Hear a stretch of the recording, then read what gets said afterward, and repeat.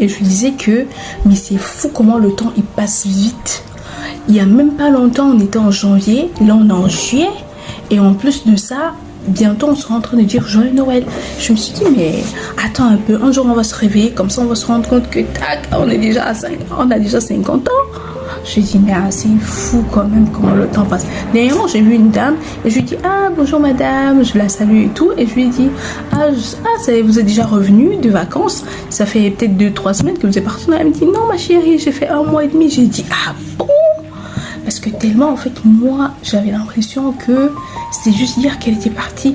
Et je me suis dit, en fait, mais si quelqu'un ne fait pas attention au temps qui passe, tu risques de vivre ta vie comme ça, de remettre plusieurs choses à demain et de te rendre compte un jour, après te réveiller à 60, te dire, purée, ce que j'avais prévu d'accomplir, les choses que j'avais prévu de faire, des formations, je sais pas, si tu as prévu d'acheter des appartements, si tu as prévu d'investir, si tu as prévu de faire des voyages, de visiter des lieux, je sais pas, à Londres, Barcelone, Valence ou le Cameroun ou l'Afrique du Sud, bon, ou d'autres pays aussi, voilà.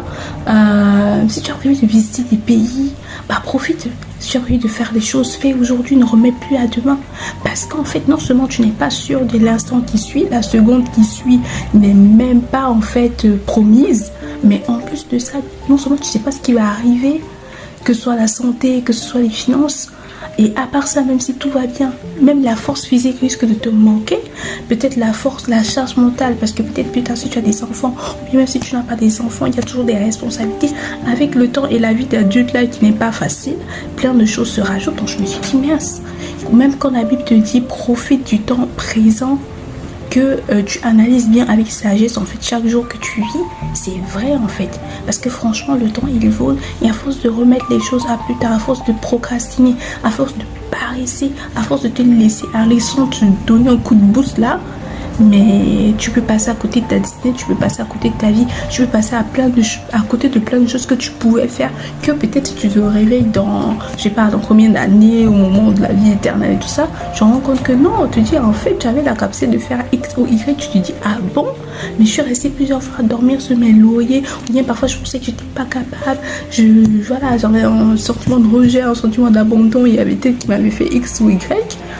Alors que non, si tu t'étais plus focalisé, si tu t'étais plus rangé, si tu avais dit dans ton compte, tu aurais vu que non, tu es capable de faire beaucoup de choses, tu es capable d'être le bonheur que tu recherches, en fait, tu peux le créer.